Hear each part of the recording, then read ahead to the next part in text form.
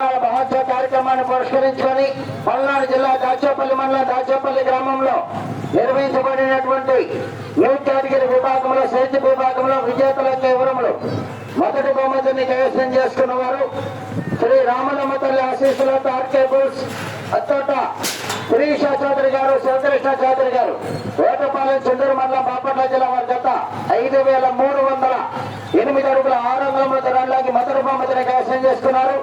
రెండవ బహుమతిని శ్రీ అడిగప్పల్లి నీలంపాటి అమ్మవారి ఆశీస్సులతో మోదుగుల రామిరెడ్డి గారు పెద్దపరిమి తొల్లూరు మండలం గుంటూరు జిల్లా వారి జత 4,250 అడుగుల దూరాన్ని లాగి రెండవ బహుమతిని కైవసం చేసుకున్నారు.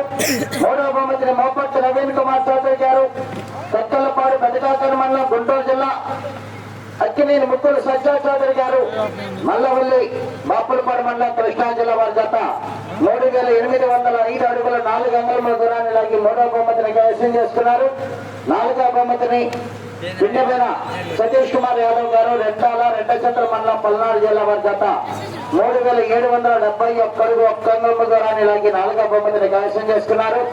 ఐదవ బహుమతిని పులి వెంకటరెడ్డి గారు మండాది వెల్దుర్తి మండలం పల్నాడు జిల్లా వారి జత 3,756 అడుగుల 9 అంగుళముల దూరాన్ని లాగి ఐదవ బహుమతిని కైవసం చేసుకున్నారు.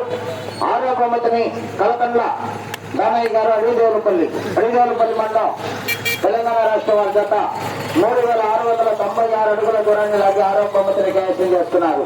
ఈ ఆరుగురు కూడా రేపు సాయంకాలం జూనియర్ విభాగంలో ప్రదర్శన జరిగే సమయంలో దాతల చేతుల మీదుగా బహుమతులు బహుకరించడం జరుగుతుంది. ఓకే.